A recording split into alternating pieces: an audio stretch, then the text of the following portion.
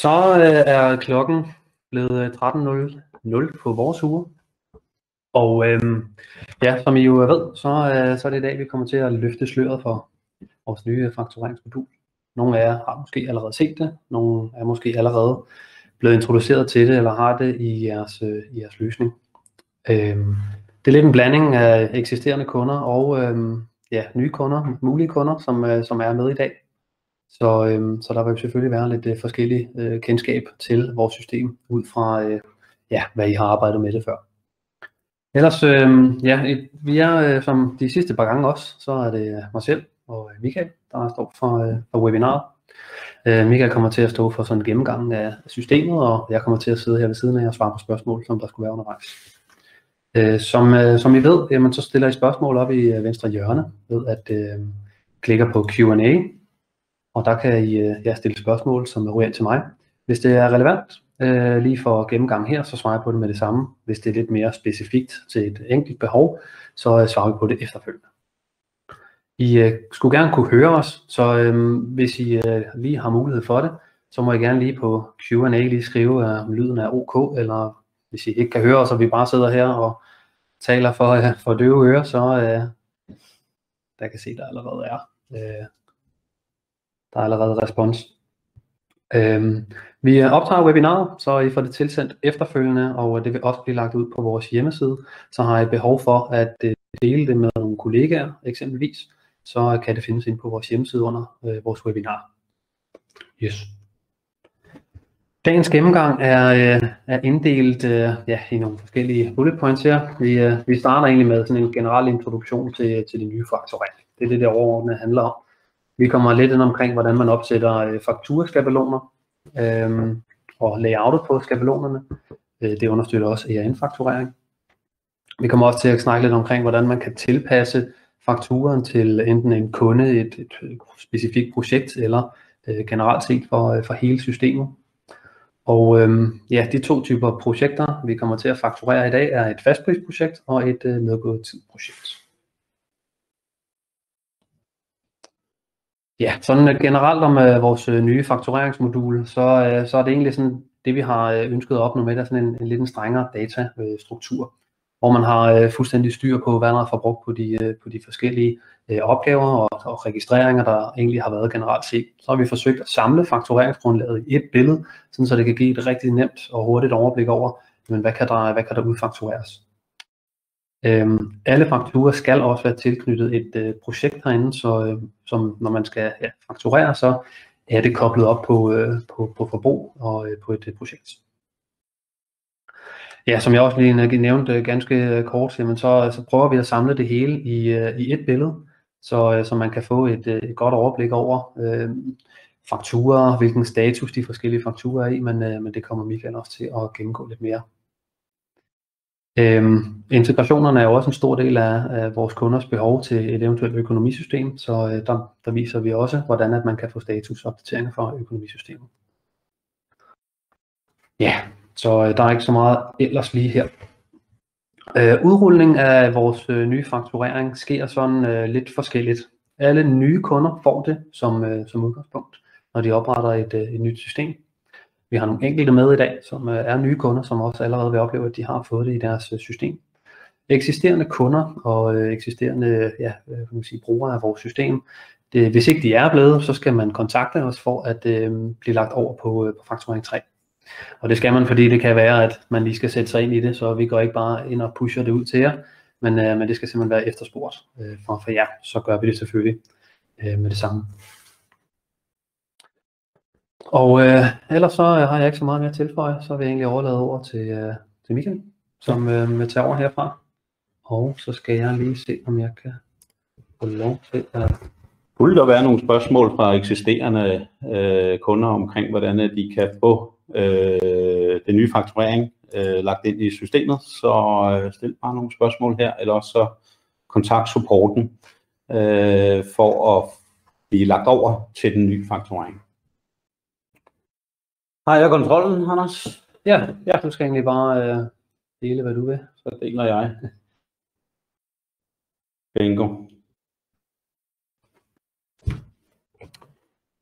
Ja.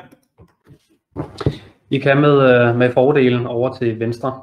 Der kan I enter full screen mode, står der.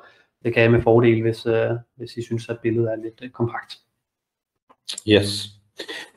Faktureringen er jo sidste step i mange processer og i mange projekter, så vi når ikke at kigge på hver en detalje i dag. Målet er at præsentere fleksibiliteten i forhold til at få en faktura til at se ud, som I ønsker, men også at I har de data på linjeniveauet i hver faktura, som I har behov for. Vi ved jo, at en del af jer har nogle meget søde, men ganske krakilske kunder en gang imellem, med et ekstremt behov for dokumentation omkring den enkelte timeregistrering, eller kørsel, eller udlæg, eller hvad det måtte være. Og der har vi oppet os gevaldigt på det her område, og gjort det fleksibelt på andre måder. Det er første del af det, jeg lige gennemgår. Anden del, der går vi lidt mere praktisk til værks og simpelthen prøver at komme ind og få lavet en fastprisfaktura og en faktura på et medgået tidprojekt. Herefter så tager vi lige et kig på hele overbliksbilledet over projekt eller faktura-modulet i Easy Project.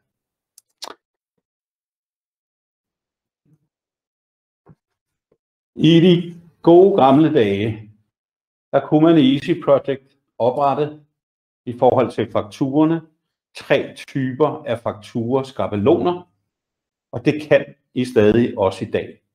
Så inde i administrationsmodulet oppe i Finans, der kan vi inde i fakturaskabelonerne, der kan I oprette jeres egne skabeloner, hvor vil I have logoet til at være, hvad for nogle informationer skal være hvor, i sådan en helt lavpraktisk setup, hvor I selv kan flytte rundt på data og hvad de forskellige områder skal indeholde. I har mulighed for at oprette stadig 3 forskellige fakturaskabeloner. Nogle bruger dansk, engelsk, tysk, andre bruger det i forhold til brancher, eller simpelthen i forhold til de krav, der nu måtte være til en faktura hos den enkelte kunde eller branche, eller hvad det måtte være. Så det er den helt overliggende mulighed for at få fakturerne til at være, som vi ønsker dem. Det er stadig muligheden i Easy Project. Når vi begynder at kigge nærmere på, jamen, hvordan ser fakturen så ud rent linjemæssigt? Hvad for noget dokumentationsbehov er det? Hvordan kan vi strukturere varelinjer og så videre i forhold til de registreringer og forbrug, der har været? Der har vi virkelig rullet arsenalet ud og gjort det nu muligt på systemniveau, på kundeniveau, på projektniveau og på den enkelte faktura er der nu rig lejlighed til at præsentere varelinjer, som jeres kunder kræver det, eller I selv gerne vil. Hvis vi tager finans- og faktureringsindstillingerne her, så har vi heroppe gruppering af varelinjer, og nu medgået tid den sjoveste lige at gennemgå, og den tager vi her. Hvor at vi nu er inde og sætte, hvordan skal vores faktura se ud som en system default. Egentlig har vi allerede her en visning af, jamen vores timer, de bliver her grupperet efter opgave, medarbejder, timer i alt.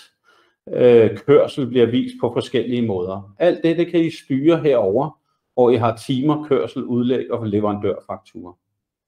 Hvis vi justerer vores timer til, så kan det jo godt være, at I har en kunde, eller I har en proces, hvor I gerne vil vise alle datoerne på, hvornår de her timeregistreringerne er lavet.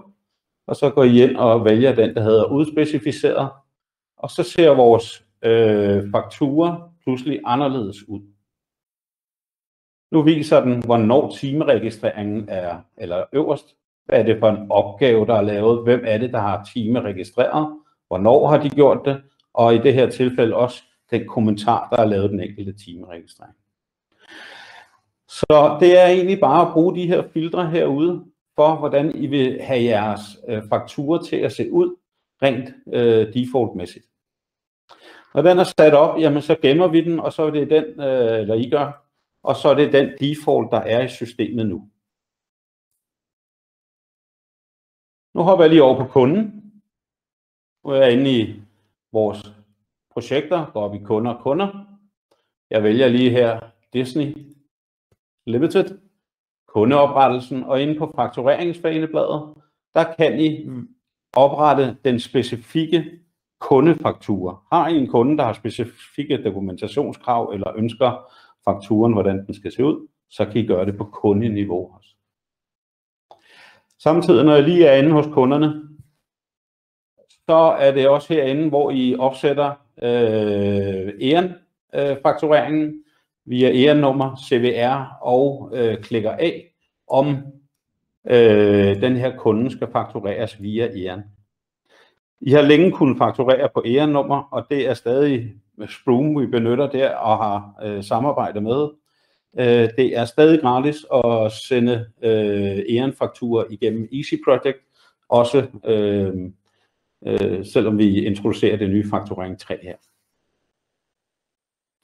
Så når vi egentlig ned på projektniveauet, hvor vi i dag har her nu en række igangværende projekter. Og i dagens anledning har jeg lavet et fastprisprojekt og et medgået tid-projekt. Vi prøver lige at fakturere begge to, hvorefter vi kommer over i selve faktureringsmodulet. Hvis vi tager fat i vores fastprisprojekt, der har vi allerede lavet lidt tv-køkken. Det er et eksisterende projekt. Vi har tastet nogle data ind, timer, kilometer, udlæg. Vi prøver lige kort at gøre det på medgået tid-projektet, men ellers så er der tale om Kirsten Hyttemeier, der har været i gang her. Over i faktureringsfanebladet, det sidste her på vores projektformular, der har I igen grupperingsmuligheden til at sætte op, hvordan at fakturen skal se ud på det her projekt. Så hvis I har samme faktura layout på projektet her, så kan I også gøre det helt ned på projektniveau. Det jeg også har lavet her, det er, at jeg har oprettet manuelt i det her tilfælde. Det kan også automatiseres på forskellige måder, men lavet en rateplan på vores fastprisprojekt. Vi har her den 31.12. Der har vi udfaktureret 20.000. Vi har udfaktureret den og har her et fakturanummer, vi kan klikke på for at komme over på fakturen. Nu ser vi også tit, at dem, der fakturerer herinde fra projektet A, det er som regel, hvis projektlederen har et faktureringsansvar. Så vil medarbejderen gå ind på sit projekt, og så gå ned her og trykke fakturer. Nu siger vi, det er den 21.1. Og vi vil gerne fakturere det her fastprisprojekt. Det vi får op, det er her, hvor vi har samlet alt det forbrug, der nu er på et projekt. Nu er det et fastprisprojekt, og jeg vil gerne fakturere den rate, der ligger her, med en kommentar, der hedder anden faktura til 20.000 kroner. Den er klikket af her. Sådan. Det jeg får hernede, og det får man uanset om det er et fastpris eller et medgået tid-projekt, det er en overblik over det forbrug, der nu har været på den her sag. Vi kan se her alle, eller også kan vi bryde det ned i se kun de timer, der er lavet. Den kørsel, der er blevet indtastet, har der været udlæg på sagen, eller i sidste ende også eventuelle leverandørfakturer, som skal viderefaktureres, kan ses herinde brudt ned sådan her. I har også en knap her, hvor I kan få vist de registreringer, som ikke er godkendte endnu, men som måske skulle have været med på den her faktura, eller som en del af den her fastprisfaktura. Og hvis jeg åbner den her, så kan I se, der ligger faktisk nogle timer, som ikke er godkendt endnu. Skal vi lige have godkendt dem, før vi egentlig opretter den her faktura, så vi får det hele med.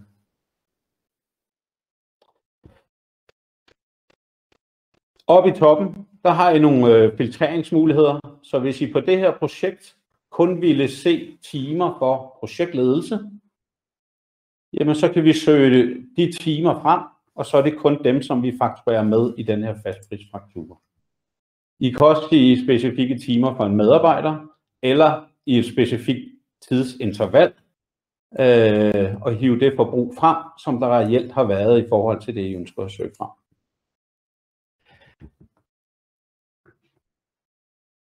Jeg kan i sidste ende gå ned og klikke her og så sige, det her det er ikke en del af den her faktura, så det udlader jeg. Lige i dagens anledning, så tager jeg alle registreringerne med på min fastprisfaktura. Og når jeg siger tager med, så er det jo ikke fordi, vi fakturerer den enkelte, det enkelte forbrug, timer, kilometer, udlæg osv. Men når vi fakturerer en rate herop, så de her registreringer, der er her, dem sætter systemet som faktureret på baggrund af denne her ratefaktura. I forhold til igen at få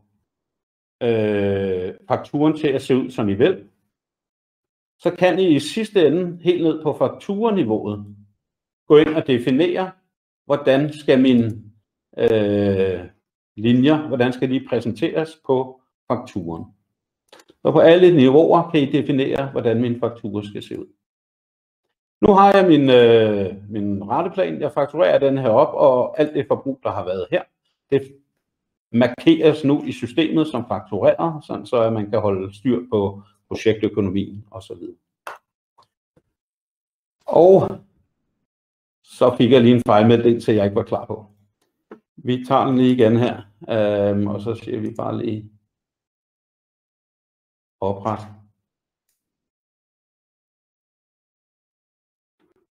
Det var virkelig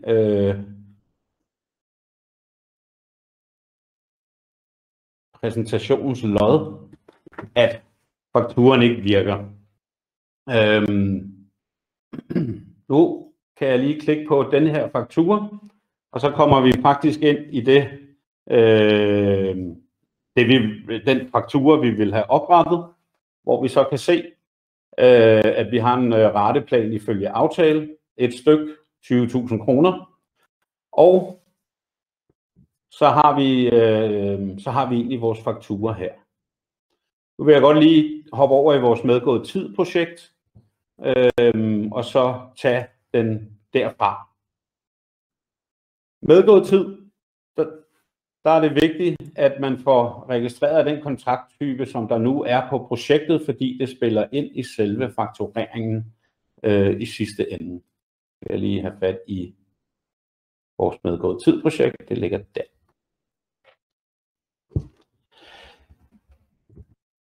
Oppe i kontrakttypen, der har jeg sat den her til medgået tid. Det vil sige, når vi kommer over i faktureringsbilledet, jamen så er det, vi begynder at fakturere det reelle forbrug, som der nu er blevet registreret på det her projekt. For lige at vi har lidt sporbarhed og lidt genkendelighed i en registrering, så vil jeg lige i det her tilfælde gå over i vores ugeseddel her bagefter og lige lave en hurtig registrering, som vi kan følge igennem fakturering. Jeg har jo på det her projekt bemandet en række medarbejdere til det her projekt, og det er herinde, at den enkelte medarbejder har en salg og en kostpris. Man kan arbejde med salg og kostpriser, for jer som ikke lige kender Easy Project så godt, på forskellige måder, men langt de fleste af vores kunder benytter en medarbejderpris, salg og kostpris, som kan defineres herinde. Og det kunne være, at den her projekt, der var min salgspris 800 kroner, og jeg har en kostpris. Det sættes herinde, og det er selvfølgelig det, vi bruger i udfaktureringen. Jeg hopper lige over i vores ugeseddel. Her der har vi min ugeseddel, medgået tid, de opgaver, jeg arbejder på. Og så går jeg bare ind her nu og siger, at jeg har arbejdet 3 timer i projektledelse og 1 time på hovedopgaven. Det godkender jeg lige med det samme, for vi kan fakturere godkendte timer. Og så kan vi jo se, om vi ikke kan følge de her timer i selve faktureringen. Nu prøvede vi at fakturere fra projektformularen lige før, men I kan oprette fakturer også fra bunden, hvor vi så går ind og så siger opret faktura. Nu kigger vi på kladden. Hvad siger tiden her, Anders? Jamen, vi har 10 minutter tilbage, så det ser ud som om vi er inde for tidsplanen. Godt. Nu går jeg ned og tager vores projekt. Medgået tid, det er det projekt, vi gerne vil fakturere. Og så bliver kunden automatisk selvfølgelig knyttet på. Og så kan jeg åbne vores faktureringsgrundlag. Igen, jeg kan filtrere på, hvad det er, jeg vil udfakturere herop. Er det kun en specifik opgave, vi kan løse? Er det registreringerne i en specifik periode, eller hvad er det, vi vil udfakturere her? Hernede, der har vi så vores 2 registreringer på 3 timer og 1 time til en pris af 800 kroner i salgspris. Og det er så dem, vi også vil være med til at fakturere ud nu. Samtidig så fakturerer vi både timer og kørsel herinde. Så hvis jeg ellers bare trykker indsæt her, så har jeg vores fakturaklade, som den ser her, delt op i timer og hernede i kørsel. Nu har jeg så en opsætning, der hedder, at på hovedopgave har Anders registreret den 15. Christian den 9. Men det er det her, I har rig lejlighed til at strukturere, som det passer jer. Nu har vi vores fakturaklade, og er vi glade for den, så kan vi allerede nu gå op og sige gæld, og godkende den og låse den, og lave en faktura på det. Eller vi kan gemme den og lægge den klar til godkendelse, hvis I har en sådan proces. Det kommer vi lige lidt til. Jeg vil lige... Allerede i samme billede her kan man også, der er mange, der spørger, om de skal oprette en klade først, for at se, hvordan fakturen ser ud. Men der har vi lagt en preview-knap i, så inden du godkender eller laver en faktura, kan du lige se, hvordan den reelt set vil se ud. Der er mange, der opretter klader, og så går ind og sletter igen. Så det kan man altså se allerede her. Der er fri råderet til egentlig også at flytte linjer. I kan klikke på en linje og redigere linjen helt ned på linjeniveau. Vi kunne måske, det var lidt fræk, også ændre stykprisen herinde. Så der er rig lejlighed til på linjeniveau at tilpasse til det, der er behov til. Har man varer eller på anden måde har nogle standardlinjer, så kan man tilføje en linje. Og igennem vores varekartotek have forskellige standard, skal vi kalde det varer eller ydelser, som man kan lægge på her. Den ligger så nederst der.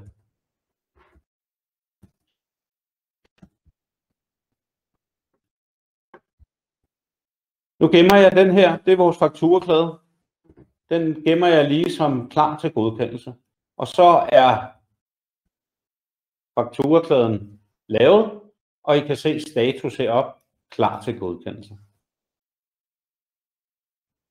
Nu kommer vi til selve overblikket af projektmodulet, eller slurrøv, faktureringsmodulet. Det I har her, det er en liste over alle fakturer og kreditnota, som nu er i systemet. Lidt ligesom jeres forbrug har vi delt det op i fanebladet heroppe og farver her nedad. Lige nu kigger vi på alle. I kan også se jeres fakturer, I kan se jeres kreditnotaer, I kan se fakturer, der er betalt, I kan se fakturer, der er forfaldne, og I kan se klader, som ikke er blevet gemt eller afsluttet endnu. Og så har vi den her klar til godkendelse, sådan så at de fakturaansvarlige, som har behov for det, kan komme ind, kontrollere og godkende fakturakladen endeligt til en endelig faktura.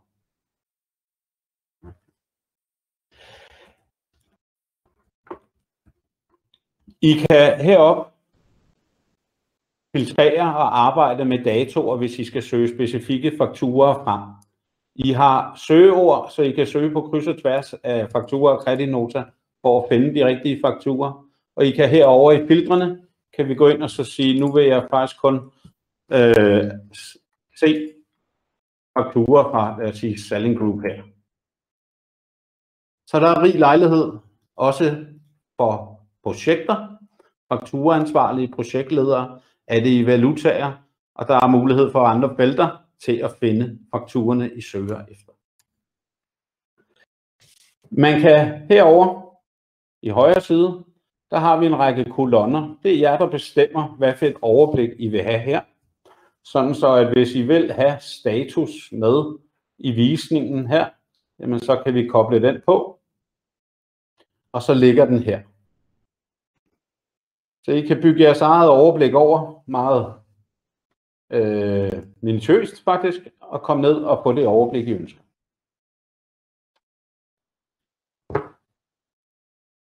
Nu har vi den, der hedder forfaldne herover. Og som Anders nævnte i starten, så er vi også bevidste om, at der ligger som regel et økonomisystem efter Easy Project. Vi håndterer jo ikke bogføringen og regnskabet af fakturerne.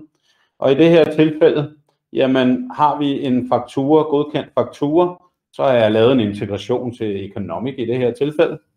Og så kan jeg eksportere godkendte fakturer over til Economic, så det ligger klar til bogføring og regnskab derovre.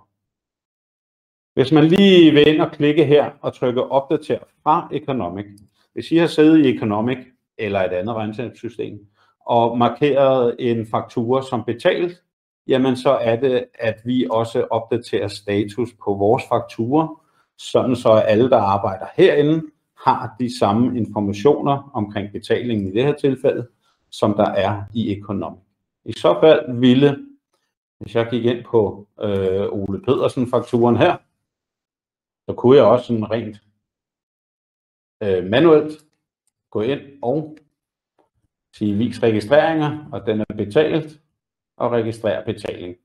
Det er den manuelle del, hvis vi vil sætte fakturer som betalt i Easy Project, eller også så kan det blive automatisk opdateret fra Economic, Navision eller andre økonomisystemer. Læg også mærke til, at der på alle fakturer er en hændelseslog nede i bunden, hvor at vi kan se alle de, der har været inde og arbejde med den her faktura. Den ligger nede under fakturen.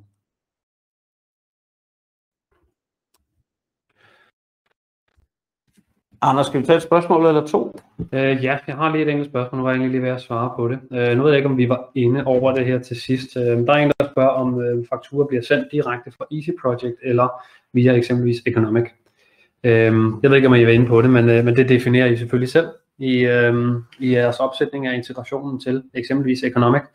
Om der skal faktureres direkte fra vores system, jamen så bliver den fremsendt til kunden herfra, som vi har oprettet inde i kundemodulet, og så bliver der sendt en bogføringsklade til Economic. I kan alternativt også overføre fakturen til Economic, og så fremsende den derfra, og så bogføre. Og det er selvfølgelig ikke til hindring for, at I også kan få en opdatering fra Economic omkring, hvornår den er blevet betalt. Så I kan se det der. Men det er egentlig jeg selv, der definerer, hvor den skal sendes ud fra. Og jeg så en, der var omkring kreditnoter. Når I har en faktura, og den skal krediteres. Nogle af jer gamle kunder ved, at vi nogle gange hjælper stadig med at låse gamle fakturer op. Det er noget, vi sådan på sigt gerne vil væk fra. Og har I en faktura, som skal krediteres, så finder I fakturen fra og går op og klikker krediter herop. Og så så vil I få et billede op, hvor I kan lave delvis kreditering, eller I kan oprette kreditering på hele beløbet på den pågældende faktura.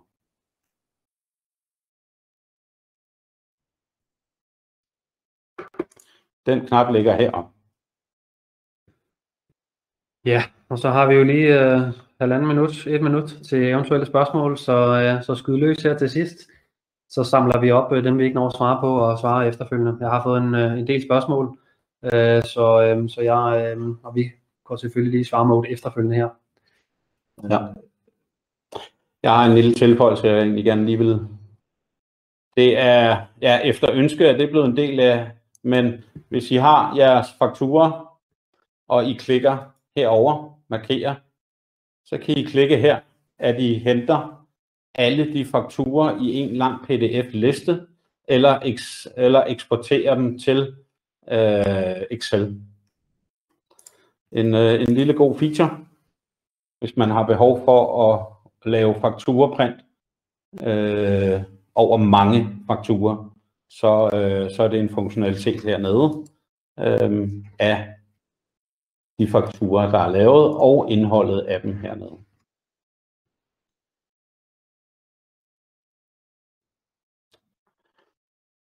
Ellers så glæder vi os til at arbejde videre med fakturering 3 og få opdateret alle eksisterende kunder, som skulle ønske det. Ja. Og ellers så er det sådan, som Easy Project i store træk på faktureringssiden ser ud i nye systemer. Ja, selvfølgelig velkommen til at tage fat i os, hvis der skal være uddybende spørgsmål på, enten på vores support eller på chatten. Og ellers så vil vi bare afslutningsvis sige tak for god ro og orden. Der var jo kun også selv, vi kunne høre, så det er jo dejligt. Og vi kommer muligvis til at afholde nogle flere webinarer inden for den nærmeste fremtid, men jer som har deltaget bliver selvfølgelig naturligvis inviteret til eventuelle fremtidige webinarer. Så vi skal også takke for, at der blev holdt afstand imellem deltagerne i de coronatider. Ja. Det værdsættes. Tak for det. Ja, det takker vi for, så vi ikke er årsag til eventuel smittespredning. Men tak for i dag, og god jul, når vi når så langt. Tak for det. Hej.